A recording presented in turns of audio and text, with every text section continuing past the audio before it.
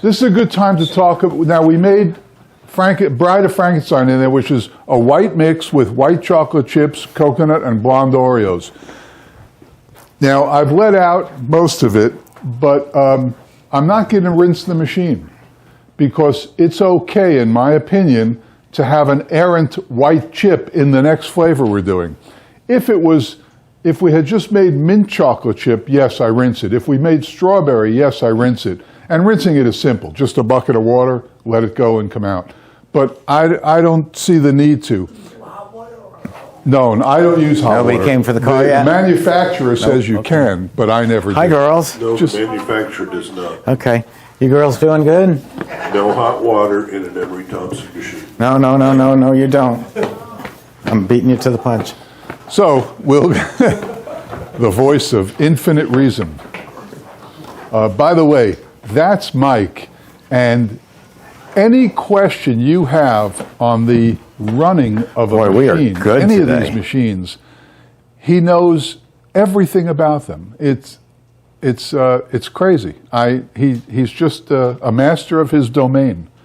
All right, so now we're going to make Frankenstein, which is on page, well, what do you don't have the book, 17. For those of you at home with the book, it's on page 17. And this was one of the original recipes when I opened up my first store, and it's still right up there. It can't go a day without it. People come in asking for it. So since we're also making a half batch, I put 5 quarts in here, and we'll pour it in.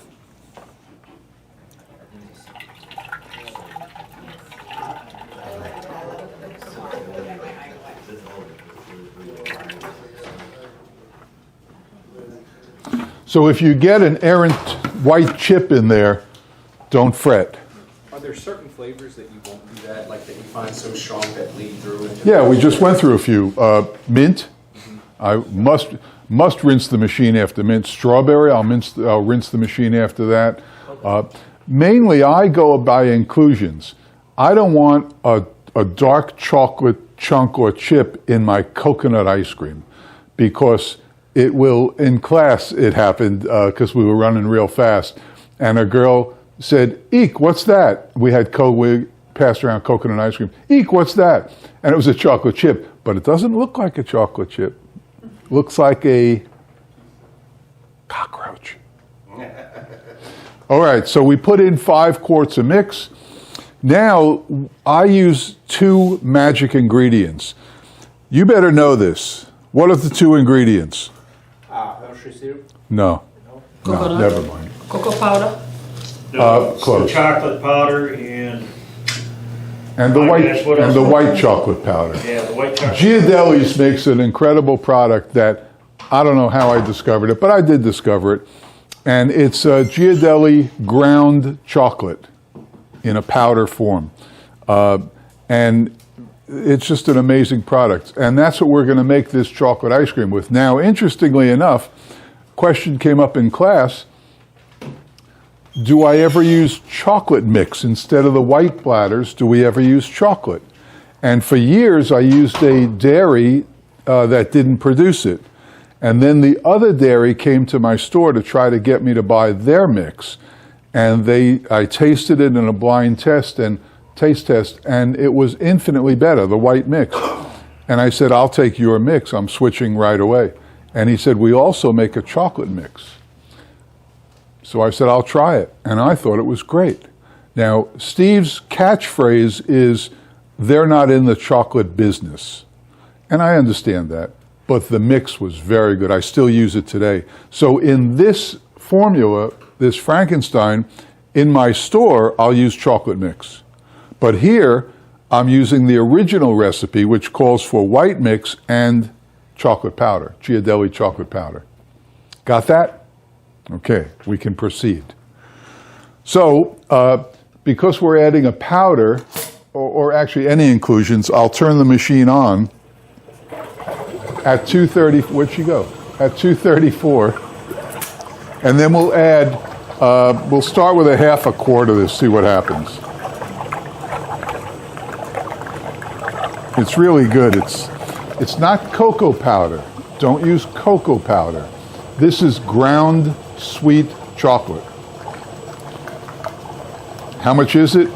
A 25-pound box, which is a significant box, lasts you for months, costs about $120. It's not that bad. And a lot of people who take my class, and I know who they are, they won't buy this because it's an expense. They won't use real Oreos. They'll use Schmoreos. They won't use M&Ms. They'll get Schmem&Ms. And Whatever you do, don't look at me. no, I wouldn't do that. He's going exactly what I tell him, right? Pretty much so. Pretty much so. Now there's a nebulous answer. He's going exactly what I tell him, pretty much. So in other words, The no. wheel. The wheel is definitely gone in. I'm going to have 2 wheels. Hey, don't go giving that away now. Okay. So we're adding, we'll start with that much, see what happens. Probably add it all. Instead of the original recipe called for mini chocolate chips, but I found an interesting product. I found very, very high quality chocolate chunks. See them? Got it, Mike? Got it, Mike? Yep, got it. Okay. So we'll add chocolate chunks.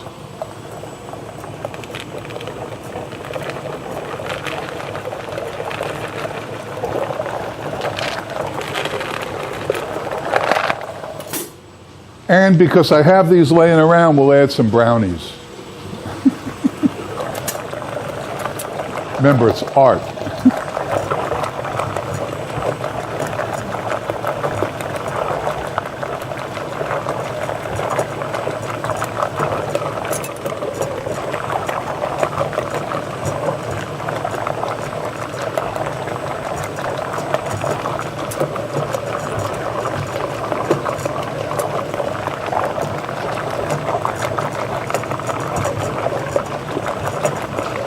Okay. And I think that's it. Let's get a spoon and taste it.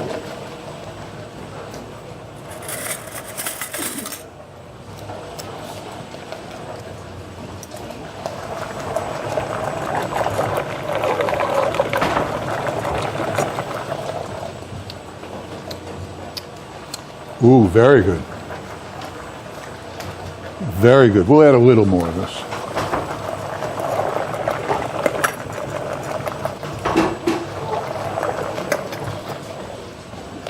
The Russian. No, I can't. All right, now I think we're ready to roll here. Ready to roll. And let's see. Oh, we didn't add vanilla.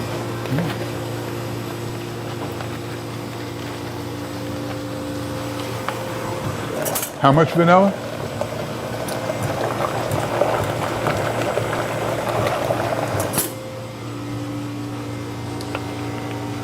Okay, this ice cream, the end of what it's going to look like, you ever see the ice cream with the swirls around the stuff? That's what we're going to do here. We're going to swirl it with chocolate fudge.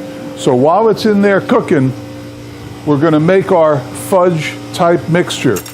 And we'll, I normally add a little mix to juice it up a little.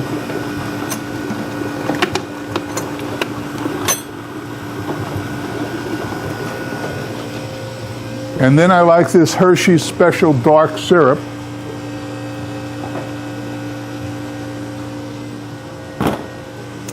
And we'll add a little of this.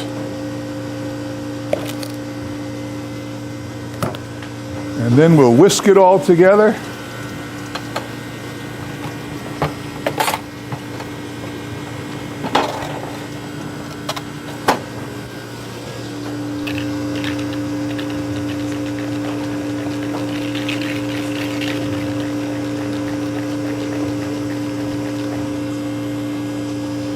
And what we want is like gravy, the texture of gravy.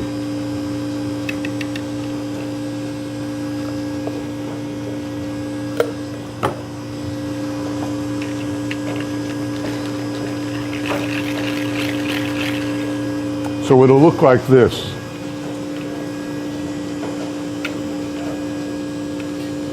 And it's this will be the variegate, the swirl that runs through it, hopefully, if we do it right.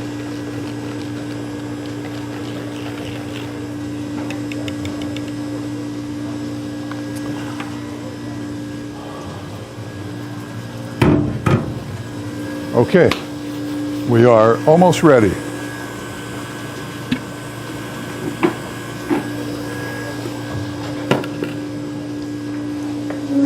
Sorry. That's okay. Hope I didn't miss anything. No, you didn't miss anything. Well, you missed a lot. We're making a Frankenstein with a fudge swirl through it. Yum. Sounds good. We'll see.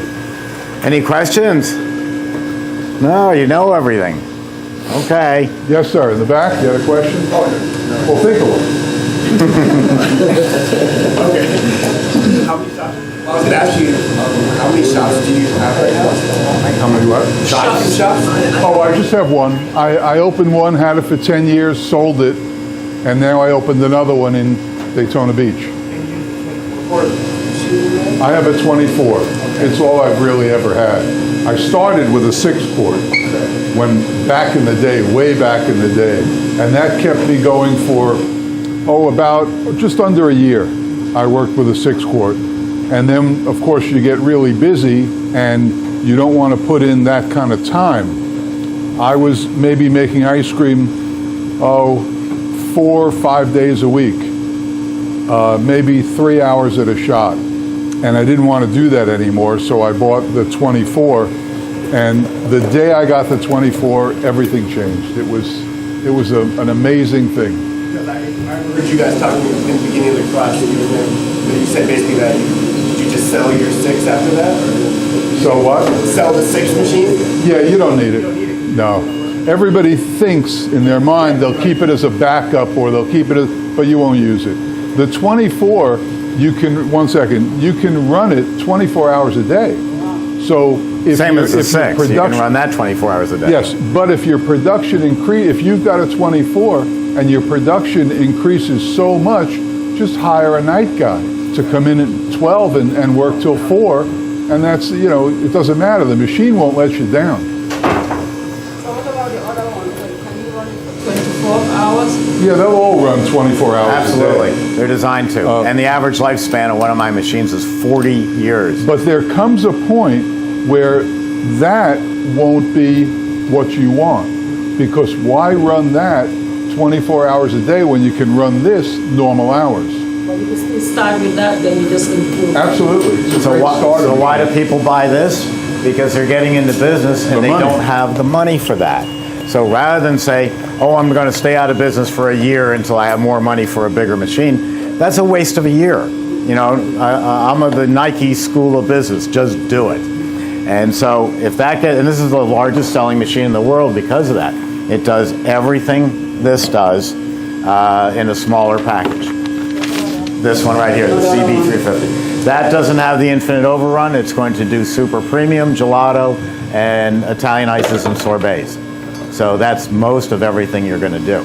It won't do the very highest and it won't do the very lowest. And that's 3 quarts. 3 quarts, you're going to be running that 24 hours a day for a store. And your labor costs going forward.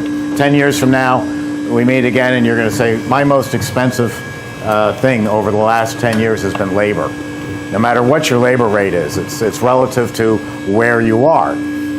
So if you think your labor rate's low now, certainly over the next number of years, it's going to go much, much higher. But you buy what you can afford. I tell people, I don't know if it's a good analogy or not, but if you're going to start up a moving company, you don't go out and buy a $500,000 tractor trailer. You buy a Ford Econoline because that's all you can afford. And you get into business, you get money, you make money, you put it in the bank, you keep making more money. And then you say, well, now I can call Steve and just say, I don't even need to know what the price is. I just need to know how soon can you send it. But you work your way up there. This is the problem that Jeff and I had with people opening up ice cream parlors before us doing this, is they would say the opening starting line is $125,000 in cash because banks won't lend you any money. Who's got that? We're doing it for the cost of a machine, the cost of a sink, the cost of 2 chest freezers, and that's about it. And you're in business. The other thing that's happening is the square footage of stores is going down. The old days, now Jeff just got a new store and it's humongous. But for the rest of us, the rent is so high that instead of, oh yes, it would be nice to have a party room over there, and yes, I'd like seating over here, and I think a bar here where people could sit and have sodas would be nice. Yeah, that'd all be nice, but you're paying for every square inch of that. So if you can block the store down to the size of from here back, and you can fit all this equipment in, and you can stand there all day and say, may I help you? And hand them an ice cream. And then they walk out the door. It's the same money. You're just not giving them a place to hang out. And I think that's a big plus. So we're doing smaller stores, costing less, and much, much more profitable. So why did I get such a big store? Because you got lucky. You got super lucky. A big store. No, it wasn't location. It was availability. That's another point. That's a good point. It was Ray Kroc who coined the phrase, the key to success is location, location, location. Jeff was in a gym. I mean, who opens up an ice cream parlor, high-fat ice cream, in a gym where you go to work off the calories? Talk about chutzpah. That's New York for, being brash. I mean, that is real chutzpah to open up in a gym. And then when we opened this store in Daytona Beach, I opened 1/2 block from a icon, the Cow Ice Cream.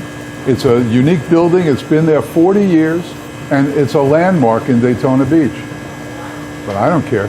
No, now people say, go to where the cow is and turn right, and there's Jeff's place. That's right. And we're right on A1A in Daytona Beach. But it's not location anymore, and that's because of, I think, personal opinion, I think it's because of the millennial age group.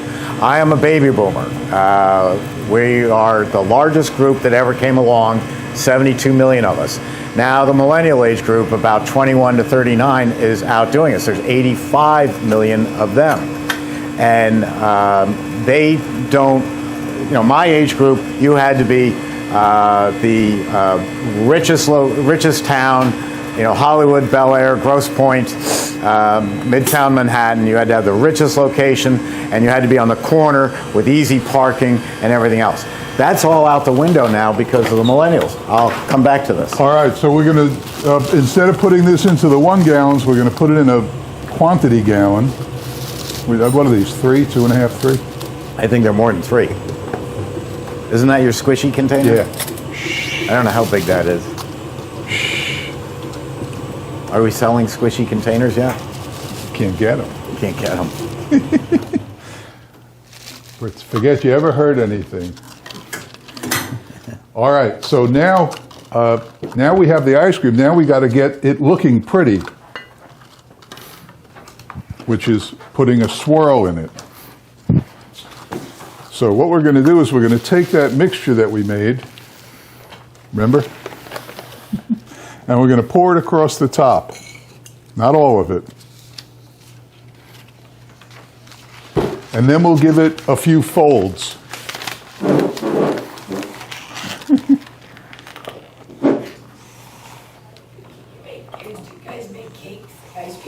Absolutely. And these are what you would use for those ice cream cakes. And now we're going to squeeze it so that we get the swirls in there. Look how easy that is, and it's so uniform. The way I did it, it was never that uniform. And that's when you scoop it, when it hardens up and you scoop it, that's what it'll look like. And people like that. Isn't that beautiful? So, when you make this, can you use those freezer to freeze it? When what? When you make your ice cream like that, can you still use those freezers? Because some companies have different freezer you could use. Of course you can use them. As a starter.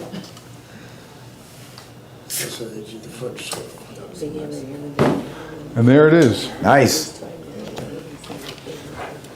I don't know what purpose it serves, other than to sample two different flavors in a spoon. You know, the Variegated flavor and the ice cream flavor. Oh, I like all the swirl ice creams. Well, it looks pretty. And I think they're good. Before we leave Jeff's flavor, because these are all separate videos, just finishing up on what I was saying about the millennial age group, is my age group went to the most wealthy location. The millennials, this started, my 4 children do it, Paula and I do it now. They find a restaurant, a little hole in the wall down a back street, only 30 seats or 20 seats, and they talk about it on social media, and we go there and we find out it's the best food we've ever had in our lives. No fancy name up front, just a small little business. That has changed marketing completely. I don't believe you any longer need the world's greatest location. You need someone with marketing skills, or better yet, social media skills. I know.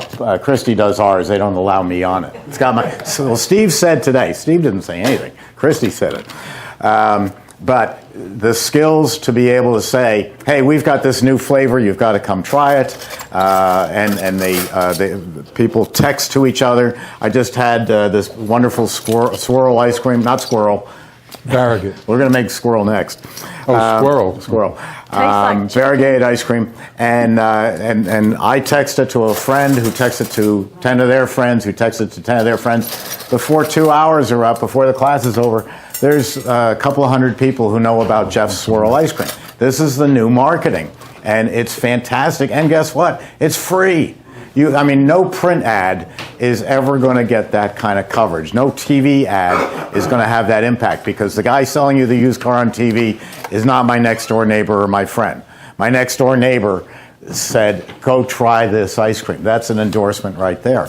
So it's a whole different world, thanks to that one particular age group and the age groups coming along, the ones who know how to text and send messages.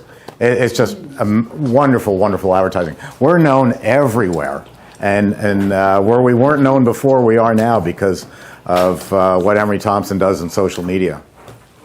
Thank you. You're welcome. Yeah, it's stupid good. It's so good. It's good, right? What is better? What makes it good? To me, it's the consistency, it's the creaminess of it. And I definitely like the dark in juxtaposition with That's what I just tasted. When I tasted it, that hit me. The smooth, creamy ice cream with that rush of fudge running through it. Yeah, it's pretty good. Which one are we making next? We're doing the ice last. You are doing the pecan pie. I'll go get it. It's in here. I got to get the formulas. Oh. Be right back. We've got the mix. We'll work out today. So you got basically chocolate chip bite in every bite. Yeah, chocolate chunks. It's chocolate chunk. Yeah. Yeah, if you're a chocolate fan, this Do you is have any this more? is good. Any more? This just whole not. quart, a whole gallon. This is really What? It's real good. That's what everyone. That's number one. Good. You want to hear something that you won't believe? The next thing I make will put this to shame. Put it to shame. We just discovered this in the store, and now it's #1 ice cream. People are coming every day for it. So what's that? It was a brownie. No, I can't tell you. I'm just. You'll have to wait and see. There's no leaving The early. one I'm just eating right now. What? The one I'm just eating right now. That's Frankenstein. That's in the book. How much that would cost? Oh, I can't tell you on air. We're not allowed.